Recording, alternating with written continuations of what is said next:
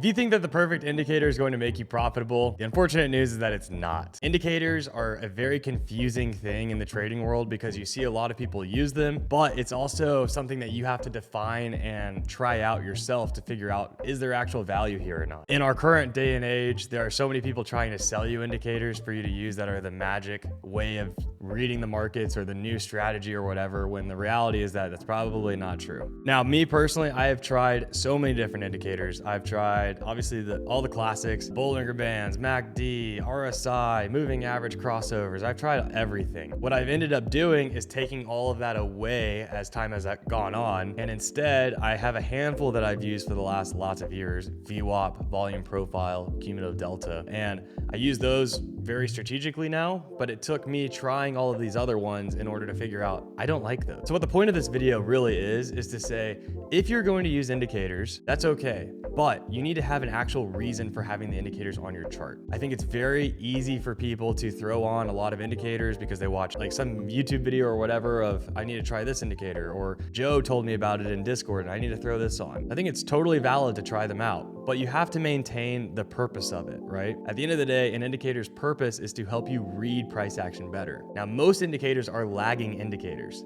That means that the data has to be printed in order for the new data point in the indicator to be updated. The indicators that I use that I just talked about are all real-time indicators because they're all order flow based. It's looking at the real volume happening right now and making changes real time. It's looking at the real number of buyers versus sellers happening with cumulative delta, and that number is changing real time. If you look at something like a moving average, that requires historical bars to be printed in order to update that indicator. So it's lagging, it's not real time, it's not telling you anything that's actually new, it's just giving you a data point. If you find that these data points are confusing, you absolutely should get rid of them on your screen. If you find that the data points are actually helpful and give you confluence, then that's a great thing for your strategy. But the main thing that I want to push here is that trading requires clarity. It's already hard enough, right? It's already hard enough to understand what's going on, the momentum, your risk on your trading, your take profits, the way that you're going to trade, the way that you need to live to fight another day to trade. All of that is confusing enough.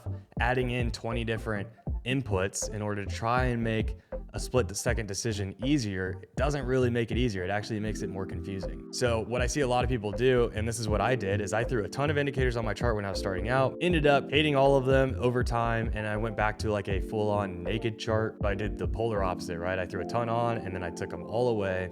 And then I've learned to find a happy medium in between with the current indicators that I'm using. And I think that that's like a very natural and important process for everyone to go through.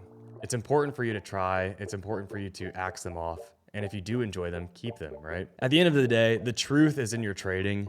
If you look at your data and the indicators that you're using provide more confusion without providing new clarity, or it makes it harder to risk manage your trades because your stop loss feels like it should be invalidated way deeper or something based on indicators that you're using, that's not worth it. If it does support your strategy and pushes you in a direction of feeling more confident in your trading, that's absolutely worth it. This video is not to crap on indicators or people that use them or people that buy them from other people, but the goal is to say, look at this from an objective lens. Does this make my life easier with valid data points, or does this make my life more confusing?